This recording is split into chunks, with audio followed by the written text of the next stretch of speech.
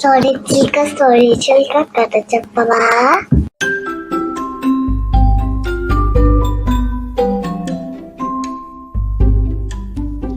అనగనగా ఒక ఇంట్లో ఒక అల్లరి పిల్లాడున్నాడు. అతని పేరు కిట్టుగాడు. ఎవరో మాట్లాడుతుంది? నేనే, కిట్టుగాడిని. కిట్టు? అవును, నువ్వు నా కథేగా చెప్దామనుకున్నావు. అవునవును, నీ కథే. అయితే ఇవాళ సరదాగా కథ నేను చెప్పనా? సరే, నువ్వు చెప్తావా? చెప్పు, ఏం కథ చెప్తావు? నేను పంచదార కథ చెప్తా. పంచదార కథ? సరే సరే, చెప్పు, విందాం.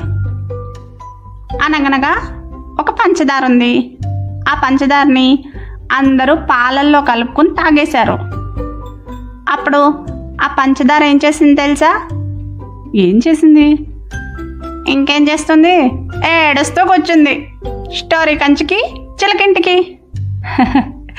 ఇదేం కదా, అయిపోయిందా? అయిపోయింది కాబట్టి స్టోరీ కంచికి చిలకింటికి అని చెప్పాను.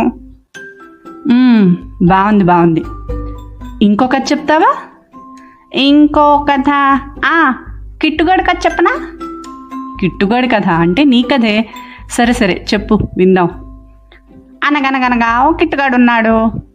వాడు పాలు తాగేసి బజ్జున్నాడు. స్టోరీ కంచికి చిలకింటికి. ఏంటి, అప్పుడే అయిపోయిందా ఈ కథ కూడా? అయిపోయింది. స్టోరీ అయిపోయాక స్టోరీ చిలక స్టోరీ కంచికి చిలకింటికి అని చెప్తుందిగా. బాగుంది. కొంచెం పెద్ద కథలేం లేవా నీ దగ్గర? పెద్ద కథ చాలా పెద్ద కథ ఉంది. కానీ నేను కథ చెప్తున్నంతసేపు నువ్వు ఫిర్ అనాలి. ఫిర్రా అంటే తర్వాత అని కదూ? అవునవును, నువ్వు ఫిర్ అంటానంటే నేను చెప్తాను. సరే సరే అంటాను, చెప్పు. మరి ఫిర్ అను. సరే, ఫిర్. అనగనగా ఓ చెట్టు ఉంది. ఫిర్. ఆ చెట్టు మీద బోల్డన్ని పిట్టలు ఉన్నాయి. పిట్టలంటే తెలుసా? పక్షులు. ఫిర్. ఒకసారి ఒక పెద్ద చప్పుడైంది. ఫిర్. ఆ పెద్ద చప్పుడుకి చెట్టు మీద పిట్ట తుర్రమంది. ఫిర్. ఇంకేముంది? ఇంకో పిట్ట తుర్రమంది. ఫిర్. ఇంకో పిట్ట తుర్ర. ఫిర్. ఇంకో పిట్ట తుర్ర. ఫిర్. ఇంకో పిట్ట తుర్ర. ఫిర్. ఇంకో పిట్ట తుర్ర. ఫిర్. ఇంకో పిట్ట తుర్ర. చాలు. అయితే స్టోరీ కంచికి చిలకింటికి. బాగున్నాయి కిట్టు నీ కథలు, కానీ నాకు ఇంకా వినాలనుందే. ఇంకా వినాలనుందా? సరే సరే, వచ్చే వారం ఇంకొన్ని కథలతో కలుద్దామా?